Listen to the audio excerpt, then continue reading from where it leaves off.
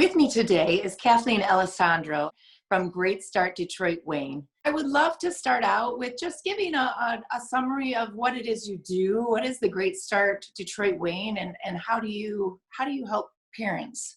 Well, there's a Great Start in every county in Michigan. We serve the city of Detroit and Wayne County. What do? We try to connect the dots for families with children ages 0 to 8. We consider ourselves connectors, providers of accurate information so that parents can do their thing, but with current, correct information. There's a lot of, my technical term for it is there's a lot of knucklehead information out there.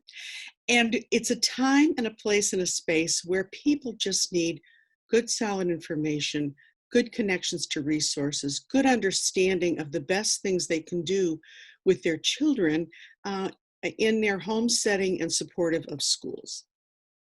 Can you describe what you've noticed during this time with families, with having to do school at home and having to work? And what are some of the challenges that you saw for families during the last 3 months? Never before in my history, and you can tell I've been around a while, never before have I seen parents with so many challenges on a daily basis.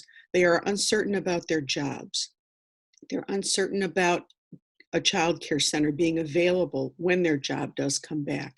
They're uncertain about health. How do they protect their child's health, their own health? Where do they engage in the community? Where do they need to back off and remain still socially distanced? Where do they get resources? Where's the next meal coming from? How do I assist and work with my special needs child?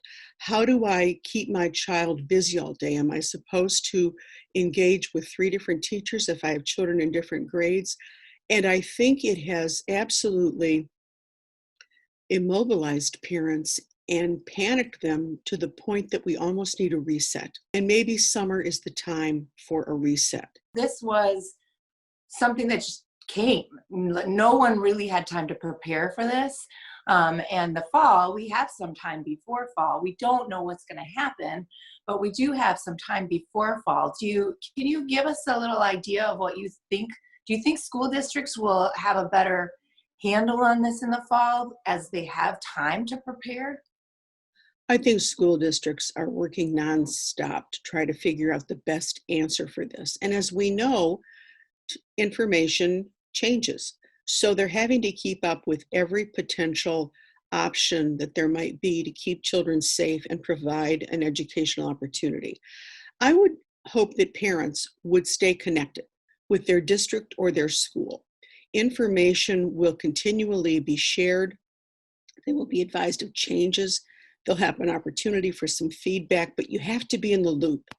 And the way you can be in the loop is either connecting with your district's current communication system. A lot of districts, nearly all, have some type of messaging system to parents. Make sure you're connected to that and make sure that's the one email you get to every day. And also try to use this opportunity to support your child in simple daily ways that help them have some continuity between sort of a broken off year and hopefully a new year. But the first way to do that is to make sure you're connected with your child's school so you can stay aware and apprised of any changes or plans that they have. So that connection would happen through enrolling your child in the fall, even though we don't know what it's going to look like? Exactly. Whether you're in preschool, if you're looking for preschool, make sure you are enrolled. They might say that we're not sure if we're opening yet. That's correct. But if you're not in the queue, if you're not on the list, you're not going to be made aware of any changes or plans that they have to reopen. You want to make sure you're connected.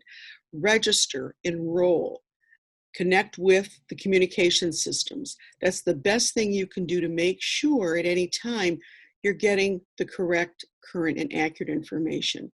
Going into summer might look different again for families with children. What should we be thinking about for summer? Is social emotional something we need to focus on? Development, is that something we need to focus on this summer? Should we try to catch kids up so they're not behind? What should families do? the most important thing you can do this summer is support your children, your family, keep it together in a comfortable way. You're not expected to be teachers. You're not expected to be psychologists.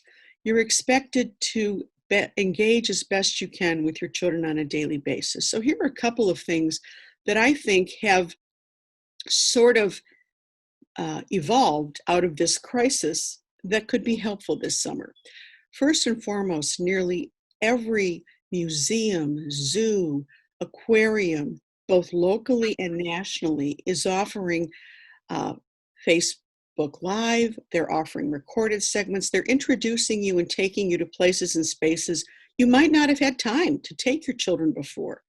They're all available. Use them, tap into them, depending on your child's interest. You can find, it's miraculous. You can find every amazing piece of culture, history, science is being made available right now to help families get through this. Take advantage of that. In addition, at the end of the day, particularly if you have young children, if you're just talking, reading, and singing to your child, you're doing it.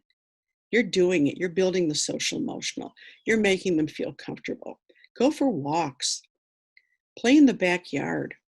Sing a song together. Make it the summer of simple things so that people, with all that the news gives us on a daily basis, have your home be a place and a space of some degree of comfort. And we recognize it's tough being in a house all day with the people you love. There are moments we need to get a little distance, even without COVID, but we need a little distance. So work that into it, but recognize it's a challenge, but do the simple things better.